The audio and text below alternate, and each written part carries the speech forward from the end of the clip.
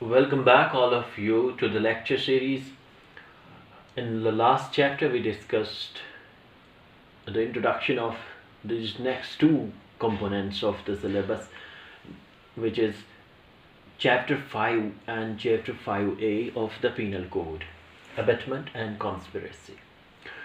Before we start today's lecture, I have drawn up this chart, so I would advise you to pick up a pen and a paper and draw this entire chart of chapter 5, abetment, and then we will discuss the provisions one by one.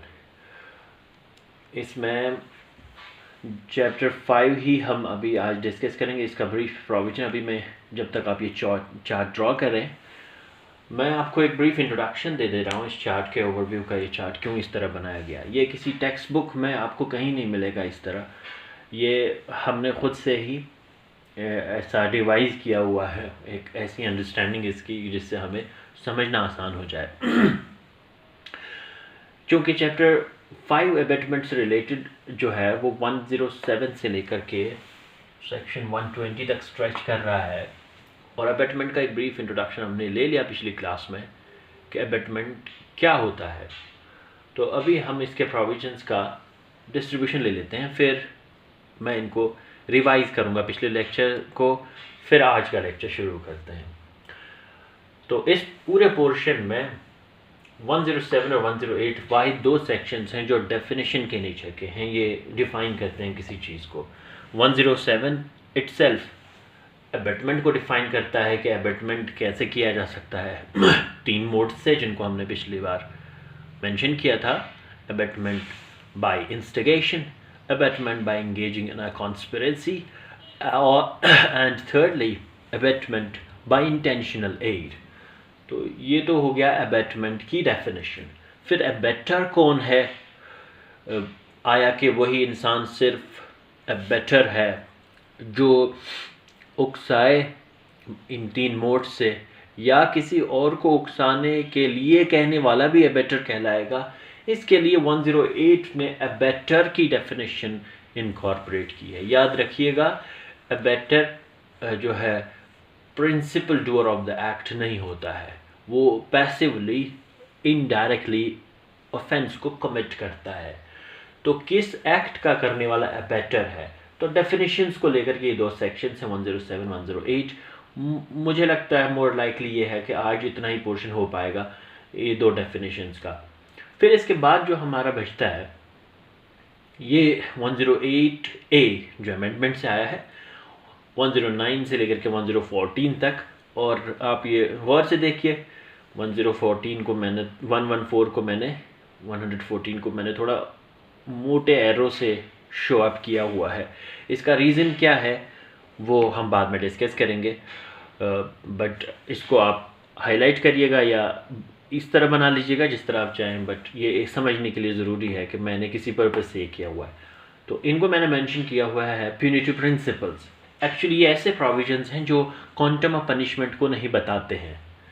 अगर 109 minus किया जाए तो 109 quantum of punishment को तो बताता है, but in reference to another section, यानी कि वहाँ जो सज़ा होगी उतनी सज़ा, तो कितनी सज़ा होगी वो नहीं बताया है. और ये जो प्रोविजंस हैं इनमें quantum of punishment specifically mention किया हुआ है कि इतनी सज़ा इतनी सज़ा इतनी सज़ा. तो ये प्रिंसिपल्स हैं प्यूनिटिव प्रिंसिपल्स, यानी कि अगर इस तरह अबेटमेंट हो गया तो उसमें कितनी सज़ा हो गई. एक चीज़ की अबेटमेंट की, दूसरी चीज़ हो गई, या जिसकी अबेटमेंट की थी वो तो हो गई, उसके अलावा भी कुछ और चीज़ हो गई. अच्छा, या अबेटमेंट जिसने की और फिर एक्ट जिसने किया उसने किसी और इंटेंशन से एक्ट किया या नॉलेज के साथ, तो क्या होगा. ये सारे प्रिंसिपल्स जो सवाल खड़े हो सकते थे, इन हालतों में सज़ा क्या दी जाएगी. तो ये पीनल प्रिंसिपल्स या प्यूनिटिव प्रिंसिपल्स 108A और 9, 10, 11, 12, 13 और 114 में कवर किया है. चलिए इसका आंसर भी ब्रीफली यहीं बता दे रहा हूँ. ये बहुत स्टार्क सेक्शन है, बड़ा हार्श है इन द सेंस कि ये एक ऐसा प्रिंसिपल ले डाउन करता है 114 कि अगर अबेटमेंट करने वाला प्रेजेंट हो at the time of the commission of the act, उस वक्त प्रेजेंट हो, तो ये डीम किया जाएगा, लॉ ये प्रिज्यूम करेगा कि एक्ट उसी ने किया, उसी ने किया। वो उस वक्त अबेटमेंट नहीं माना जाएगा, कमीशन माना जाएगा किसी एक्ट का। फिर ये स्पेसिफिक अबेटमेंट्स इनका नाम रखा हुआ है मैंने यानी कि ये ख़ास तरह के इन मोड से अबेटमेंट करने की सज़ाएं अलग से इंडियन पीनल कोड दे रहा है। अबेटमेंट जिस चीज़ की उसकी सज़ा तो मिलेगी ही, मगर इन मोड से इस तरीके से अबेटमेंट, यानी जैसे इस ऑफेंस की अबेटमेंट की जिसकी सज़ा उम्र कैद है, और फिर वो ऑफेंस नहीं हुआ तो क्या होगा, हो गया तो क्या होगा, ये सारे प्रोविजन जो हैं 115 से लेकर 120 तक कवर होते हैं। अगर आप चाहें तो 109 को भी यहाँ जोड़ सकते हैं, क्योंकि 109 के साथ मिल के ये सारे सेक्शंस बड़ी अच्छी अंडरस्टैंडिंग दे देंगे। उस वक्त हम डिस्कस कर लेंगे एंड हम कोशिश करेंगे उस वक्त उसको याद करके मेंशन भी करें 109 से। आप चाहें तो इसको वहाँ भी मिला सकते हैं 109 को। रीज़न क्या है वो हम समझ जाएंगे, बट अभी ब्रीफली ये समझ लीजिए। तो ये चार्ट आपने ड्रा किया हुआ होगा। अभी हम मूव करते हैं पहले पोर्शन की तरफ, अबेटमेंट क्या है और इंडियन पीनल कोड इसको कैसे डिफाइन करता है। अबेटमेंट चूँकि इंग्लिश कॉमन लॉ में, जो कॉमन लॉ है उसमें अबेटमेंट इटसेल्फ एक मोड है किसी और के ज़रिए से ऑफेंस कराने का, और उसका नाम वहाँ कॉमन लॉ में अबेटमेंट नहीं इंसाइटमेंट है, इंसाइटमेंट टू एन ऑफेंस, और कॉमन लॉ में इसको इंसाइटमेंट कहते हैं, इंसाइटमेंट। और इंसाइटमेंट के करने के मोड्स हैं। इंसाइटमेंट कैसे किया जा सकता है, इंसान को प्रोक्योरिंग करके, बाय प्रोक्योरिंग, और बाय इनकरेजिंग, और बाय थ्रेटनिंग, थ्रेट से उसको डरा करके, और बाय परसुएशन और परसुएरिंग, इंग्लिश कॉमन लॉ में बात कर रहा हूँ मैं, और ये अबेटमेंट से भी हो सकता है, बट इंडियन लॉ ने इसको अबेटमेंट ही कहा है, इंसाइटमेंट की जगह अबेटमेंट यूज़ किया है। तो अबेटमेंट कैसे हो सकता है और अबेटर कौन है, इसके लिए हमें ये दो सेक्शंस की ज़रूरत पड़ती है। 107 हमें बताता है अबेटमेंट कैसे हो सकता है। आप अपने पीनल कोड की बेयर एक्ट साथ रखिएगा और प्रोविजंस को 1 by 1 रीड भी करते जाइएगा समझते वक्त। 107 जो है वो अबेटमेंट समझाता है 3 तरीक़ों से हो सकता है। ये उस दिन भी हमने कहा था, अबेटमेंट एक तरीका जो है अबेटमेंट का है, कब कहा जाएगा एक इंसान ने अबेट किया किसी चीज़ को, जब उसने या तो दूसरे को इंस्टिगेट किया उसके लिए। नंबर 1 मोड है अबेटमेंट बाय इंस्टिगेशन। इंस्टिगेशन कैसे हो सकता है, इसके बारे में बेयर एक्ट बड़ा साइलेंट है, आगे इस वर्ड को ज़रा भी क्वालिफाई नहीं किया हुआ है। आप देखेंगे instigates any person to the doing of that thing, और instigates any person to do that thing, instigation. अभी हम इस पे आएंगे इंस्टिगेशन। नंबर 2 है abetment by engaging in any conspiracy, साजिश की किसी दूसरे के साथ, दूसरे या दूसरों के साथ। Abetment by engaging in conspiracy with one or more other persons for the doing of that thing। तो दूसरा है abetment by conspiracy। conspiracy itself एक offense है चैप्टर 5A में, 120A 120B इससे डील करता है। फिर इसके बीच conspiracy as an offense, उसके बीच और इसके बीच क्या फ़र्क है abetment by conspiracy, ये उसी वक्त हम समझेंगे। मगर इस वर्ड को आगे क्वालिफाई किया हुआ है, क्या कॉन्स्पिरेसी इस हाल में हो कि एक एक्ट या इल्लीगल ओमिशन वाक़या हो जाए इस कॉन्स्पिरेसी के नतीजे में और उस चीज़ के करने में। in pursuance of that conspiracy and in order to the doing of that thing, यानी वो चीज़ जो हो, जो जुर्म है, जो ऑफेंस है, वो हो एक्ट या इलीगल ओमिशन, जिसको हम कह रहे हैं कि ये इस एक्ट और इलीगल ओमिशन की कॉन्स्पिरेसी हो गई तो अबेटमेंट हो गया। तो ये जो कॉन्स्पिरेसी है इसके नतीजे में एक्ट हो या इलीगल ओमिशन हो, और क्या हो उस रिलेशनशिप उस एक्ट या ओमिशन का उस कॉन्स्पिरेसी से, it must be done in pursuance of, एक एक्ट या इलीगल ओमिशन हो जाए in pursuance of and in order to the doing of that thing.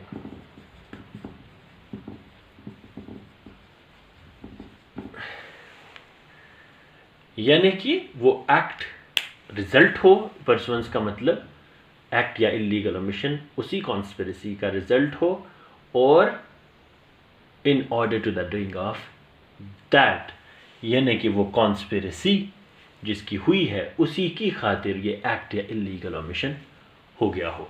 यहाँ मोटे मोटे तौर पर ये चीज़ याद रखनी है कि अबेटमेंट कॉन्स्पिरेसी से भी हो सकती है, और कैसे कि एक इंसान ने दूसरे के साथ कॉन्स्पिरेसी की और उस कॉन्स्पिरेसी के नतीजे में कोई एक्ट हो गया या इलीगल ओमिशन हो गया, इलीगल ओमिशन हो गया, और कहा जाएगा कि अबेटमेंट बाय कॉन्स्पिरेसी भी हो गई।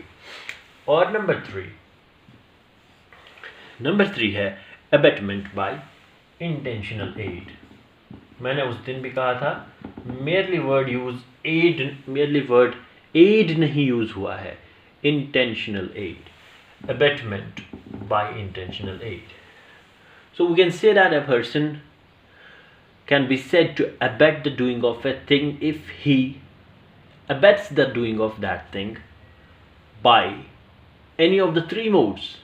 Number one, by instigation.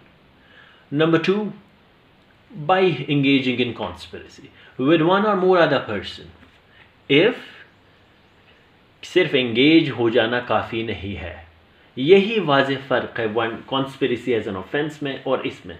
यहाँ सिर्फ एंगेज होना काफ़ी नहीं है, एंगेज हो गया कॉन्स्पिरेसी में, मज़ीद क्या हो, एन एक्ट और illegal omission takes place in pursuance of such conspiracy and in order to the doing of that thing. इस कॉन्स्पिरेसी के नतीजे में कोई एक्ट हो या इलीगल ओमिशन हो।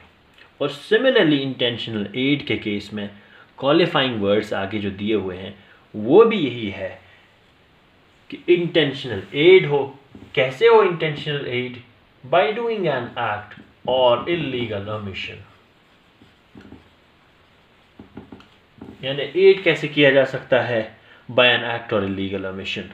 तो ये यहाँ इन दो से कंपोनेंट्स को, कॉन्स्पिरेसी से अबेटमेंट और इंटेंशनल एड के जरिए से अबेटमेंट, इन दो में एक्ट या इलीगल ओमिशन के जरिए से किया जाएगा। इंस्टिगेशन में कैसे होगा अबेटमेंट? इंस्टिगेशन को अगर हम बहुत सीधा सीधा मतलब ले लें, उकसाना, मगर ये सही लफ्ज़ी तर्जुमानी नहीं है। सही तर्जुमा है तरगीब देना, तरगीब देना। अब तरगीब किसी चीज़ की रग़बश, किसी चीज़ पे आमादगी, किसी चीज़ पे तैयार करना किसी इंसान को किन ज़राया से हो सकता है? क्या मीन्स है? इंस्टिगेशन से। इंस्टिगेशन हो सकता है बाय वर्ड्स, हाँ, अल्फाज से। कुछ ऐसे अल्फाज कहे कि वो जुर्म करने पे आमादा हो गया, यानी कि बाय लेटर्स हो सकता है, बाय साइंस हो सकता है, जेस्चर्स हो सकता है। जिस चीज़ से भी एक इंसान को ऑफेंस करने पे आमादा किया। मिसाल के तौर पर ए ने बी को उकसाया कि सी तुम्हें हार्म करने की कोशिश कर रहा है, या तुम्हें जो हार्म हो गया उसको करने वाला सी है, और बी ने इस इंस्टिगेशन के नतीजे में सी को हार्म किया and it was an offence, तो it is abetment by instigation.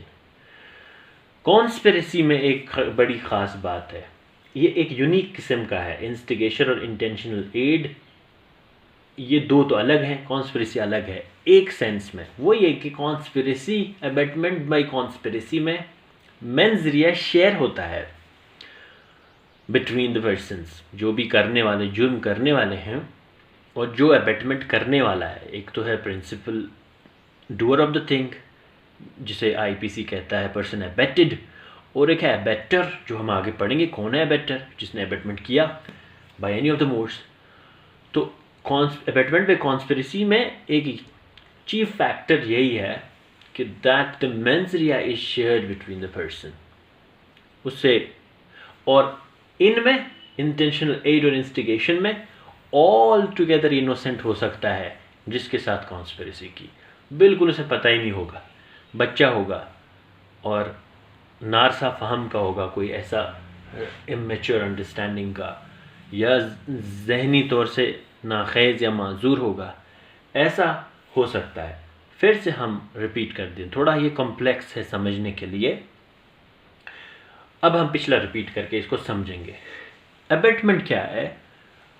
क्योंकि अबेटमेंट एक इनकोवेट ऑफेंस है, पहले हमने बताया अंडर डेवलप्ड, इनकम्प्लीट, ये एक ऑफेंस है जो ऑफेंस बनता है in relation to the other offence, जिसे सब्सटेंटिव ऑफेंस भी हम कह सकते हैं।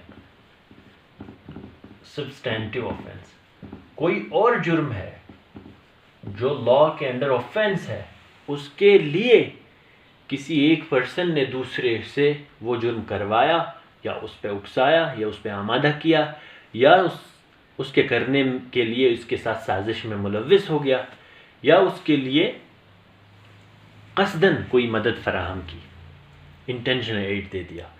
सब्सटेंटिव ऑफेंस कोई होगा, जैसे दो चार सब्सटेंटिव ऑफेंसेस का नाम ले लेते हैं, जैसे मर्डर है, जैसे थेफ्ट है, आर्सनिंग है, हर्ट है, ग्रीवियस हर्ट है, डिफेमेशन है, इन सारे ये कोर ऑफेंसेस हैं और इनके लिए उकसाना, इनके लिए आमादा करना, इनके लिए मदद फराहम करना और बजाते खुद उसके करने में शामिल ना होना, ऐसे इंसान का क्या करें? तो इसके लिए एक सेपरेट अबेटमेंट का एक जो है स्पीशी ऑफेंसेस का बनाया गया, जो इन एक्ट को डील करता है, जहां एक इंसान दूसरे के ज़रिए से जुर्म करवाता है और या offence takes place in such a manner that actus reus और mens rea is so distinctly apart कि एक इंसान में जमा नहीं हो पा रहा है, तो लॉ के लिए पनिश करना मुश्किल हो जाता। तो लॉ फिर प्रिजम्पटिव अप्रोच ले लेता है कि साहब ये जो मेंस रिया था आपके पास था और एक्टस रियस किसी और ने किया, ये एक्टस रियस ट्रांसफ़र हो जाएगा आप में और हम ये मानेंगे कि आपने किया। यही डेफिनेशन जो अबेटर की है, वहाँ ये बात वाज़ेह हो जाएगी। तो ये समझना ज़रूरी है, ये जो हमने अबेटमेंट का लॉ शुरू किया हुआ है। तो सब्सटेंटिव ऑफेंसेस के रिस्पेक्ट में अबेटमेंट होता है, तो किन मोड से होता है? 3 से होता है। बाय इंस्टिगेशन, कैसे कैसे इंसान अबेट करता है दूसरे को ऑफेंस करने के लिए। कोई अबेटमेंट ऑफ थेफ्ट किया एक ने बी से, तो कैसे किया? या तो उसको इंस्टिगेट किया कि देखो बहुत तुम्हारी गुर्बत है, गरीबी है, तुम इस बिल्डिंग से कुछ चुरा लोगे, तुम्हारा कुछ फ़ायदा भी हो जाएगा, रात के 12 बजे के आसपास कोई नहीं होता और वैसे भी ये लोग आजकल शादी में गए हुए हैं, मिसाल के तौर पर, दिस इज़ इंस्टिगेशन। उसको ऐसी वर्ड्स के ज़रिए से परसुएड किया कि वो आमादा हो गया। So this is instigation. अब यहाँ बात समझना ज़रूरी है, मेयर एक्विजेंस और mere suggestion does not amount to abetment by instigation. महज उसने तजवीज़ दे दी, ए ने बी से कहा कि मुझे लगता है मुझे सी को मार देना चाहिए, तुम्हें क्या लगता है? बी ने कहा जो चाहे वो करो और बी ने सी को मार दिया, ए ने सी को मार दिया। इसके रिस्पेक्ट में इसे नहीं कहा जाएगा अबेटमेंट में इंस्टिगेशन, उसने बस ये कहा जो तुम्हें लगे हो ठीक वो करो। दूसरा मोड जो है अबेटमेंट करने का, वो कॉन्स्पिरेसी के ज़रिए से एक दूसरे के साथ कॉन्स्पायर करना, साजिश करना, और उस साजिश के नतीजे में, महज साजिश नहीं, साजिश के नतीजे में कोई एक्ट या इलीगल ओमिशन हो जाए in pursuance of that conspiracy and in order to the doing of that thing जिसकी कॉन्स्पिरेसी हुई है। ये 2 फर्दर क्वालिफिकेशंस है कि एक्ट या इलीगल ओमिशन जो हो वो इन परसुएंस ऑफ कॉन्स्पिरेसी हो और in order to the doing of that thing जिसकी कॉन्स्पिरेसी हो गई है। हाँ, अगर एक्ट और इलीगल ओमिशन का कॉन्स्पिरेसी से कोई ताल्लुक नहीं है तो ये नहीं कहा जाएगा this is abetment by conspiracy. मिसाल के तौर पर ए और बी ने कॉन्स्पायर किया थेफ्ट के लिए, और ए ने बी से कहा तुम और सी मिल के जाओ और चोरी करो एक बिल्डिंग में, एक सर्टेन बिल्डिंग है वहां पे, ठीक है। तो बी और सी जो कि यहां चोरी करने के लिए गए, और रास्ते में बी और सी को बी का कोई दुश्मन मिल गया, या बी से एक्सीडेंट हो गया, या बी का किसी से झगड़ा हो गया, या कोई ऐसा डिस्टिंक्ट एक्ट हो गया जो ऑफेंस तो है बट इस कॉन्स्पिरेसी का पार्ट नहीं है, एक्ट तो है बट ऐसा एक्ट नहीं है जो इस कॉन्स्पिरेसी के रिजल्ट में हो गया हो, तो ये नहीं कहा जाएगा ये अबेटमेंट बाय कॉन्स्पिरेसी है। This is second thing. और तीसरा मोड है इंटेंशनल एड का। सिर्फ एड नहीं, इंटेंशनल एड, कि कोई जुर्म करने के लिए मदद फराहम करना जिसके नतीजे में कोई एक्ट या इल्लीगल ओमिशन हो जाए। कैसे मदद कर सकता है? एक्ट से कर सकता है, ओमिशन से कर सकता है, इल्लीगल ओमिशन से। इसे कहा है इंटेंशनल एड। एड वर्ड को क्वालिफाई करने के लिए एक तो इंटेंशनल ज़रूरी है, यानी इंटेंशनल होना चाहिए। इंटेंशन का मतलब मेंस रिया होना ज़रूरी है अबेटर का। मिसाल के तौर पर ए एक शॉपकीपर है ए, और ये ग्रोसरीज बेचता है, परचून की दुकान है। इसने बी को पॉइजन सेल किया और बी का इंटेंशन सी को मारने का है, जिसके बारे में ए को पता नहीं है। तो बी ने ए से शॉपकीपर से पॉइजन ले लिया। This is aid but this is not intentional aid. तो इंटेंशनल होना ज़रूरी है। दूसरा कि कैसे हो सकता है ये एड? बाय एक्ट से भी हो सकता है, इल्लीगल ओमिशन से भी हो सकता है। मिसाल के तौर पर ए एक पर्सन है, ये हॉस्पिटल में वार्ड बॉय है, और बी जो है ए को इंस्टिगेट करता है, या बी ए से कहता है तुम उसको मार दो, सी को जो एक पेशेंट है, वेंटिलेटर पे है। किस एक सर्टेन इंजेक्शन या लाइफ सेविंग ड्रग जो उसको दिया जाता है सी को, वो ना दे करके, this is not an act, this is illegal omission जो ए करेगा।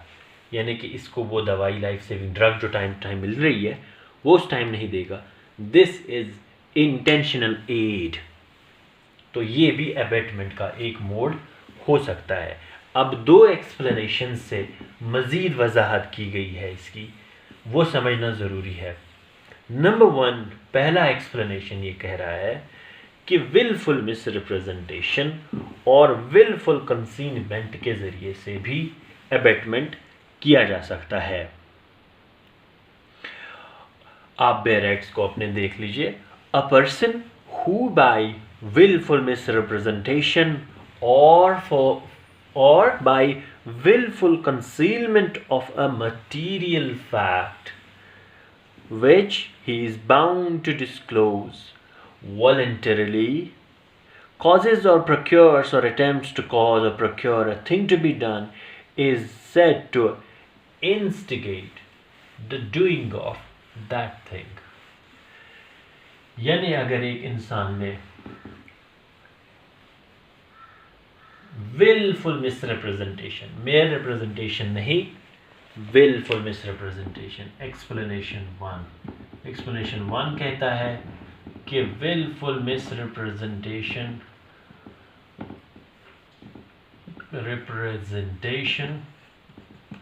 और willful misrepresentation and willful concealment of a material fact जिसको which he is bound to disclose, ऐसी बात का छुपा देना या मिसरिप्रेजेंटेशन या सिचुएशंस को, पर्सन्स को इस तरह रिप्रेजेंट करना जानबूझ के, विलफुली। अगर अनोइंगली हो जाए तो नहीं कहा जाएगा अबेटमेंट। लेकिन अगर जानबूझ के किया, this is an abetment. For example, A is a police officer, he goes to arrest Z, और बी वहां खड़ा है। बी जानता है वाई जेड नहीं है, लेकिन ए को कहता है ये है Z, and A arrest Y. B ने अबेट किया, ऑल्दो ए ने कोई ऑफेंस नहीं किया, वो प्रोटेक्टेड होगा बाय वर्च्यू ऑफ सेक्शन 77 और 78। सिमिलरली, ए गया और he has been hired to cut down trees in a garden.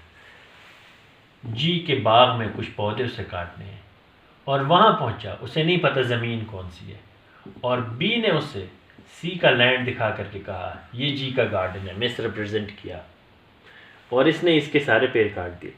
ये तो प्रोटेक्ट हो जाएगा बाय मिस्टेक ऑफ फैक्ट और बाय एनी अदर रीजन। मगर बी ने जो एक्ट किया, दिस इज मिस रिप्रेजेंटेशन, तो या concealment of fact which is done wilfully, तो ये कहा जाएगा कि अबेटमेंट इस मोड से भी हो सकता है। सिमिलरली, दूसरा इलस्ट्रेशन ये कहता है, दूसरा illustration abetment by intentional aid को लेकर के है, यानी तीसरा कंपोनेंट जो है कि कैसे अबेटमेंट हो सकता है, वो दूसरा एक्सप्लेनेशन 2 कहता है कि अगर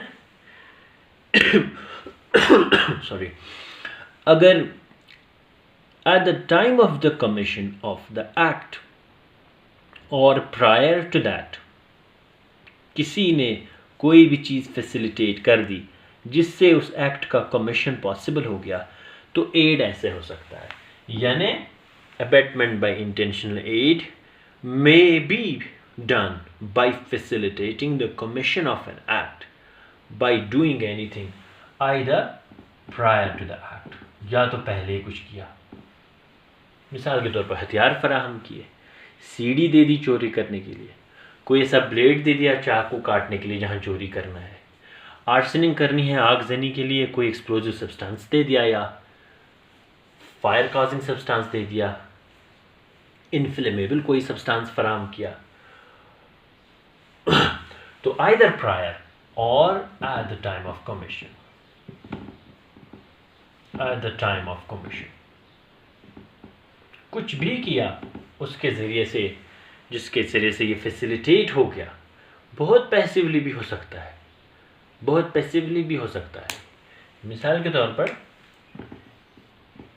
ए और बी का झगड़ा चल रहा है, मैंने पिछली बार भी कहा था, सी आया और ए बहुत तेज में है और सी ने चाकू दे दिए ए के हाथ में ताकि बी को मारे, और इस चाकू से ए ने बी को मार दिया। ऑल्दो सी ये क्लेम नहीं ले सकता कि मैंने तो बस चाकू दिया, ए तो मारना खुद ही चाह रहा था, मैंने थोड़ी उसे आमादा किया मारने के लिए, तो ये तो नहीं है अबेटमेंट बाय इंस्टिगेशन, बट ये अबेटमेंट बाय इंटेंशनल एड ज़रूर है।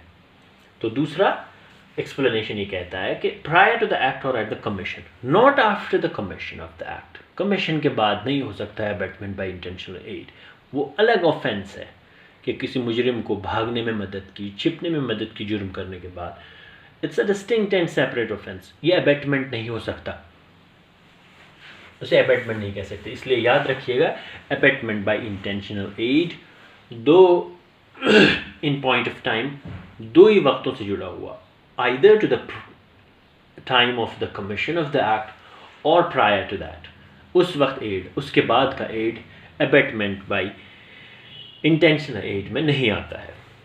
अब हम जाते हैं दूसरे टॉपिक की तरफ, जो डेफिनेशन है अबेटर की, बड़ी कॉम्प्लेक्स डेफिनेशन है और इंटरेस्टिंग भी। Abettor section 108, abettor ABTTOR, abet. Please look at your bare acts. A person abets an offense who abets either the commission of an offense or the commission of an act which would be an offense if committed by a person capable by law of committing an offense with the same intention or knowledge as that of the abetter. ये ऐसी definition क्यों incorporate की? मुझे लगता है अब ये question difficult नहीं होना चाहिए आपके लिए, क्योंकि इसका आंसर कि ये दो कंपोनेंट्स को, कि अगर वो ऑफेंस हो या ऑफेंस होता, इस तरह की डेफिनेशंस क्यों इनकॉर्पोरेट की गई हैं, आई थिंक इसका आंसर आप बहुत आराम से दे पाएंगे। इससे हम इसको हमने रिसेंटली प्राइवेट डिफेंस में कहीं डील किया हुआ है, जनरल डिफेंसेस में। अगर आप याद कर पाएँ तो आप ज़रूर इस क्वेश्चन का आंसर दे दीजिएगा कि किस सेक्शन में हमने ये इस तरह का अप्रोच पढ़ा कि ऑफेंस या हो या होता मगर ऑफेंस नहीं है। तो ये इसलिए ये वर्ड यूज़ हुए हैं। फिर से देख लीजिए, a person abets an offence who abets either the commission of an offence. तो अबेटर वो है, याद रखना ज़रूरी है कि अबेटर हमेशा ऑफेंस का अबेटमेंट करता है, ऑफेंस का। और ऑफेंस क्या है, कोई सेक्शन जनरल डेफिनेशंस में इसको लेकर के है, यहीं से बता दे रहा हूँ, प्रोबेबली 43 है, आप ऑफेंस देख लीजिएगा। तो a person abets an offense who abets either the commission of an offense or the commission of an act which would be an offense if committed by a person capable by law। या तो ये offense का abatement करे तो तब ये कहलाएगा abetter, या ऐसे act का abatement करे जो offense होता, यानी offense नहीं है। ऑफेंस क्यों नहीं है?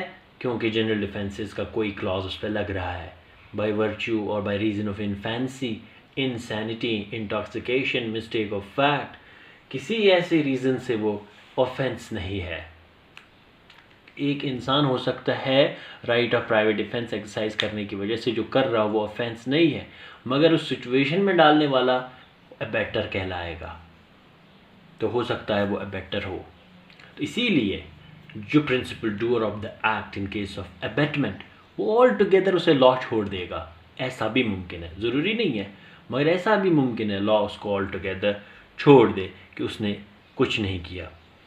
तो इसलिए दोबारा देख लीजिए इस डेफिनेशन को, a person abets an offence who abets either the commission of an offence और the commission of an act, या तो ऑफेंस का अबेटमेंट करे या ऐसे एक्ट का, यहाँ वर्ड एक्ट यूज़ किया ना कि ऑफेंस, आगे देखिए वर्ड एक्ट यूज़ हुआ है, और the commission of an act which would be an offence. Would be an offence का मतलब जुर्म होता है नहीं।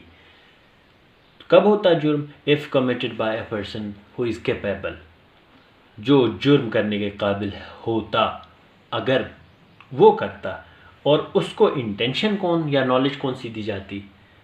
जो अबेटर को है, ये है, ये इंसान अबेटर। ऐसे केस में मिसाल के तौर पर ये क्यों बोला who either abets the commission of an act? मिसाल के तौर पर एक पर्सन है, he intends to kill B को मारना चाहता है।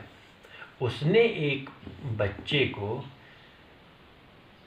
जेड जो कि 6 साल का है, बी के खाने में जहर मिलाने के लिए भेज दिया। अब जेड का एक्ट तो प्रोटेक्टेड है बाय वर्च्यू ऑफ सेक्शन 82, मगर ए का एक्ट नहीं है।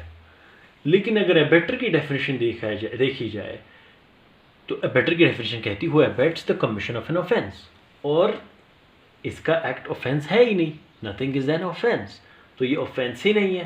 तो इसी डिफेक्ट को ट्रीट करने के लिए, क्योर करने के लिए, रेमेडिफाई करने के लिए ये क्लॉज डाला गया है, if committed by a person capable bye law of committing an offence with the same intention और नॉलेज। तो सेम इंटेंशन और नॉलेज, अगर ये लॉ के ज़रिए से कैपेबल होता जुर्म करने के लिए और इंटेंशन या नॉलेज इसी की दी जाती, तो अगर ये एक्ट भी ऑफेंस होता तो ये कहलाएगा तब भी ए अबेटर है। ये है, फिर से बार बार पढ़िए इस डेफिनेशन को, मैं सही वर्ड से शायद इसको समझा नहीं पा रहा हूँ, और अगर आपको समझ ना आए please feel free to contact me through any mode जहाँ भी आपको पॉसिबल हो। इस सेक्शन की 5 एक्सप्लेनेशंस हैं, वो अच्छी तरह हम नेक्स्ट लेक्चर में फुली डिस्कस करेंगे, क्योंकि लेक्चर अब लंबा होता जा रहा है, इसको अपलोड होने में फिर टाइम भी लगता है। लेकिन ब्रीफली मैं 5 एक्सप्लेनेशंस को आपको यहाँ पे एक ब्रीफ इंट्रोडक्शन दे रहा हूँ। मे बी अगले पार्ट में हम इसको डिस्कस कर लें। नंबर 1, पहला एक्सप्लेनेशन ये कहता है आपको कि अबैटमेंट अगर एक इल्लीगल ओमिशन का है तो वो भी एक ऑफेंस होगा। ऑल्दो जिस इंसान को इल्लीगल ओमिशन करने के लिए आमादा किया वो तो बाउंड था, मगर अबैटर खुद बाउंड नहीं था। यानी abetment of an illegal omission, abetment of an, इसको मैं एब्रिवेटेड लिख रहा हूँ, इल्लीगल ओमिशन। ऐसे केस में क्या होगा? मिसाल के तौर पर आप देखिए, ओमिशन क्या है? ओमिशन किसी ऐसी लीगल ड्यूटी का ना करना है जिसको लॉ ऑफेंस करार दे रहा है कि आपने ये नहीं किया तो आप, तो इल्लीगल ओमिशन एक्ट, तो सर्टन एक्ट्स एज ऑफेंसेस समझना आसान है, ये एक्ट करना ऑफेंस है तो वो सब पे फिट बैठता है। मगर ओमिशन सब पे ऑफेंस नहीं होता है, वो उस इंसान के रिस्पेक्ट में ऑफेंस होता है जिसको लॉ वो ड्यूटी, लीगल ड्यूटी इम्पोज करता है। अब मिसाल के तौर पर एक सपोज ऑर्फनेज है, और ऑर्फनेज का वार्डन है या कोई भी पर्सन है जिसको कोई रिस्पॉन्सिबिलिटी दी हुई है, और एक्स एक पर्सन है जो रिलेटेड नहीं है इससे, वार्डन डब्ल्यू है। अब सर्टन बॉय ऑर्फन है और सर्टन चाइल्ड, उसका केयर एंड कस्टडी डब्ल्यू को दिया हुआ है, और डिरेक्शन ऑफ दैट ड्यूटी, उस जिम्मेदारी में कोताही कर अगर डब्ल्यू करे तो इल्लीगल ओमिशन हो गया। एक्स ऐसा कर ही नहीं सकता, मगर एक्स ने अगर डब्ल्यू को आमादा किया तो ये इल्लीगल ओमिशन तो इसके लिए ऑफेंस है। इसके लिए क्या होगा? तो पहला एक्सप्लेनेशन यही कहता है कि although X is not bound by it, but abetment of an illegal omission may amount to an offense, although that the abettor, ye X, he may not be bound himself to do that. Explanation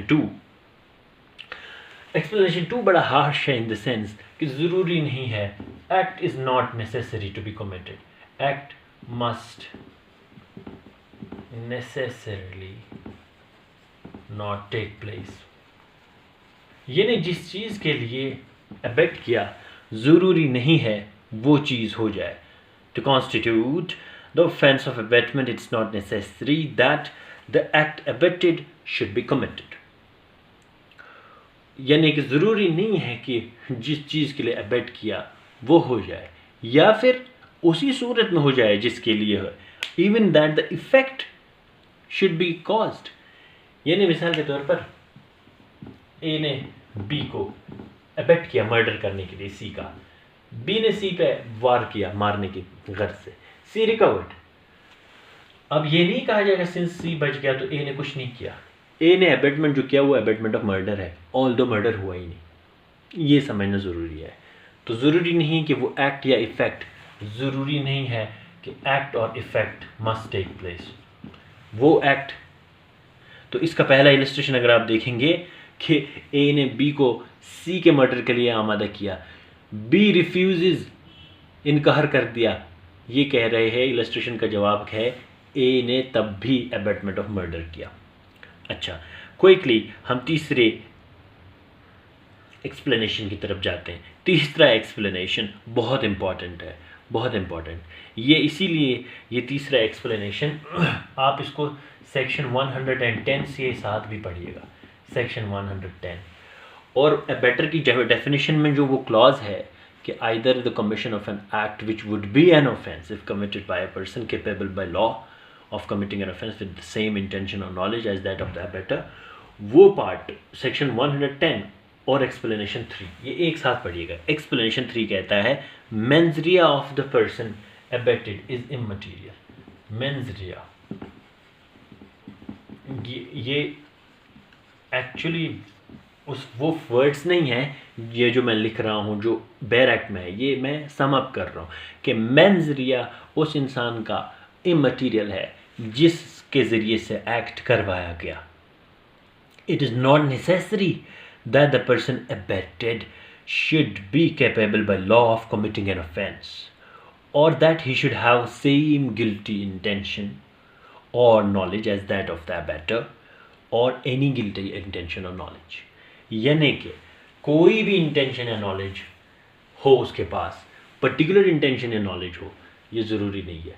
तो knowledge और intention किसका लिया जाएगा? हमेशा abettor का. हालांकि actors Reis किसी और में है, मगर मेंस रिया अबेटर का लिया जाएगा. Doer of the act, person abetted जो है उसका मटीरियल है, उसका मेंस रिया से कोई लेना देना है ही नहीं. एक्सप्लेनेशन 4 बड़ा ही फनी है. अबेटमेंट ऑफ अबेटमेंट, ये डील करता है अबेटमेंट ऑफ अबेटमेंट से. अभी ब्रीफली इनको हम समझ रहे हैं, इनको आप बाद में इसको मज़ीद देख सकते हैं. इसमें इलस्ट्रेशंस से आप समझ जाएंगे. जैसे ये जो पहला हमने ये जो एक्सप्लेनेशन 3 डिस्कस किया, और सेक्शन 110 में भी ऐसा प्रिंसिपल है कि मेंस रिया इमटीरियल है. जैसे ए ने बी को, जो कि इंसेन है, कोई जुर्म करने के लिए आमादा किया, तो बी का मेंस रिया एब्सेंट है, तो ऑल टुगेदर बी का मेंस रिया इमटीरियल है. ये एक्सप्लेनेशन कहता है. अबेटमेंट ऑफ अबेटमेंट खुद एक ऑफेंस है.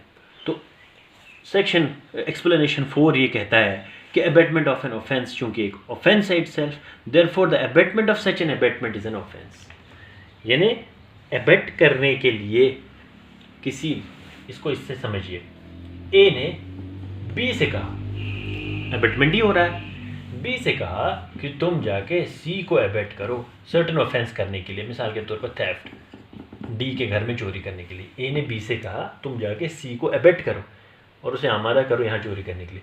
तो इसने क्या किया? इसने अबेटमेंट ऑफ अबेटमेंट किया. तो ये भी एक ऑफेंस है. Abetment of abetment is also an offence. And lastly जो 5वां एक्सप्लेनेशन है वो अबेटमेंट बाय कॉन्स्पिरेसी से रिलेटेड है कि ज़रूरी नहीं है जो ultimate doer of the act है, ज़रूरी नहीं है कि ultimate doer of the act की नॉलेज हो एक इंसान को अबेटमेंट बाय कॉन्स्पिरेसी के ऑफेंस में. मिसाल के तौर पर यानी कि knowledge of the ultimate doer of the act. मिसाल के तौर पर ए और बी ने कॉन्स्पिरेसी की के का मर्डर करने के लिए. ए और बी ने कहा कि मर्डर करेंगे के का, और in pursuance of that conspiracy B C के पास गया. सी ने कहा डी एक टपोरी है, फिरौती लेने वाला है, ये मारता है ऑन रैंसम अमाउंट्स लेकर के, और हालांकि ए को पता भी नहीं है कि डी करेगा, लेकिन ए बी के साथ कॉन्स्पायर कर चुका है. तो ए को डी की नॉलेज होना ज़रूरी नहीं है. डी ने ultimately in pursuance of that abetment K को मार दिया, तो ये अबेटमेंट ऑफ कॉन्स्पिरेसी ए ने भी किया. तो ए को डी की नॉलेज होना ज़रूरी नहीं है. ये explanation 5. It's not necessary to the commission of the offense of abetment by conspiracy that the abettor should consult that offense with the person who commits it. तो जो ultimately commit करे इसको, उसके साथ ही conspire करना, consult करना ज़रूरी नहीं है. It is sufficient if that person engages in the offense of conspiracy in pursuance of which that offense takes place. ये 5 एक्सप्लेनेशंस हैं. फिर से हम इनको रिपीट करेंगे अगले लेक्चर में. Till then take care of yourself. Good bye.